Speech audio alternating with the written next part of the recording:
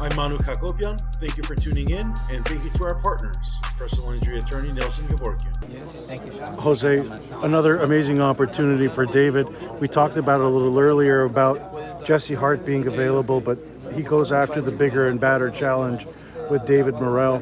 Why was this fight important for you guys to take now and not let it wait and marinate like some of the other fights happen in boxing where it's 2-3 years down the line? You know what? I think David's a different fighter. David, we come from not from a boxing a family or nothing like that. I believe that David has to prove himself every time, and now he's used to it. So he wants to fight nothing but the best. He wanted to fight the best at 168. Nobody wanted to fight him at 168, so he went up to 175. So he's trying to fight anybody. We want to fight Benavidez, one of the monsters in that division. Bebo's another monster there. And if that fight doesn't happen, he wants to fight Zurdo Ramirez. Zurdo Ramirez, that's another great fighter. So I think all these fights right now are the fights that people want to see. He's young, and I think he can do all those fights. So that's where he's aiming at. He wants to fight nothing but the best and keep proving himself to make history. This is also a fight that if Benavidez beats Morrell, it makes a better Bivol matchup even bigger because he is rightfully the #1 challenger. Yeah, for sure. We have a very hard, tough fight, very tough opponent, young, hungry, left-hander on February 1st. But I feel very confident that, David's been training hard. There's levels to boxing, and I think David's in another level. Where would you assess his level after the Gvozdyk fight, his light heavyweight debut? Right now, I would say that he can beat anybody at 168, 175, even maybe everybody at 175, 75, maybe that cruiserweight. That's where he's aiming at. To be honest with you, his hands were messed up. He had a cut 2 weeks before the fight, and he took care of business. And that was his first fight. I think he's going to look spectacular on February 1st. Did any of the hand injuries require surgery or just some time to heal? Actually, not really. He just needed rest. He had a torn, what's it called? Tendon? Tendon, and it was a nerve, actually, a nerve that was torn. And then we didn't use that hand. We were using the left a lot, and that got injured. 2 weeks before the fight, he got cut. So to me, he boxed beautiful. I told him to cancel that fight. He didn't want to do it. And to me, he won the fight. Pretty much he won all the rounds. With the fight against Morrell, what do you think David needs to do to beat him?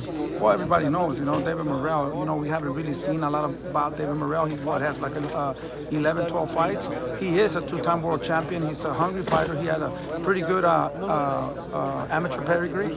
So we're going to find out. We're going to find out for February 1st. I can't tell you what we're going to do, but we have a really good plan. And I think a lot of people know that David throws a lot of punches. He gives fighters a lot of pressure. So I think that's one of the biggest keys.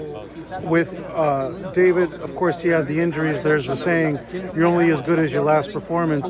Morrell, his last performance wasn't so good. He clearly lost a few rounds. What would you make of his last performance? I think, like I said, he won. He became a world champion. Like I said, I'm not, every style is different.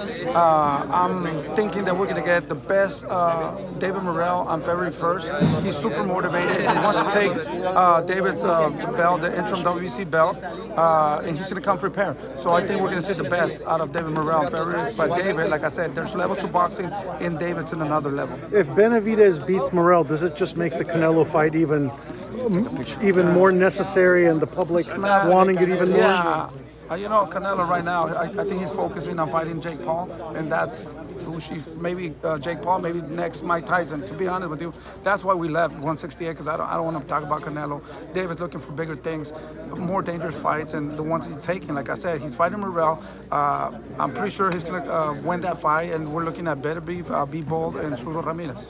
Essentially, you guys are done thinking about Canelo in case until an offer comes in. I stopped thinking about Canelo until you asked me, and everybody asked me. It's going to be impossible. To be honest with you, in order for Canelo to make history and goes as a great fighter, he has to fight David Benavidez. That's the only thing, because he's the only one that he's been running off of. And for that fight, would David be able to make 168? David can make 168, 175 cruiserweight. Like I said, we just need to make those fights happen. So we have a great promoter here, Picasso. He takes care of all that. He just has to tell us what weight, and we'll make it. Thank you.